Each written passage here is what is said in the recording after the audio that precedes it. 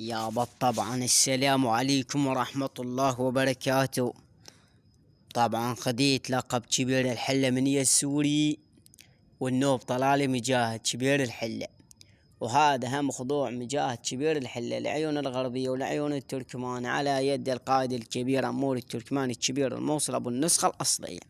يا بعد عمري فاتحي لي بي جروب، هو واحد اسمه مصلاوي ما أعرفه، مجاهد أعرفه وخصمي كان بصم علي وراي ونازل بيه خضوع، وأنا رحت له فاتحين بيه جروب. نجيلكم من البداية يا بعد عمري. يا بعد عمري هين فاتحين بيه جروب. أول شي هذا الحدث ما أعرفه من مصلاوي اسمه ما أعرفه، وتاني شي هذا مجاهد الحلة حسابه اسمه ماضي والكل تعرف، واللي يقول مزور أما أنيتشه. خذيت لقب أخاوة عليه، هذا الحيوان ابن الحيوان مجاهد طيس الحلة.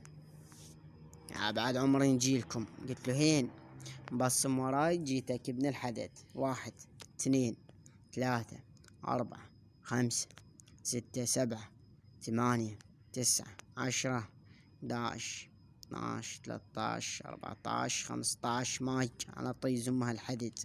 وهذا قلت له هين 15 مايك على كس اختك ابن القحبة. وتم استلام لقب كبير الحلة على يد أمور التركماني كبير الموصل، يعني أنا صرت كبيرهم. وهذا حساب مجاهد، اللي يقول مزور أما هنيكا لا تزوير ولا شيء، هم فاتحين بيه جروب. وهذا الحكم الطيز ابن الطيز ما أعرفه مين، يا حيوان ابن الحيوان هذا. المهم يلا تشاو يا بعد عمري. وهذا خضوع وركوع مجاهد ابن الحلة على يد أمور التركماني كبير الموصل أبو النسخة الأصلية. تشاو تشاو.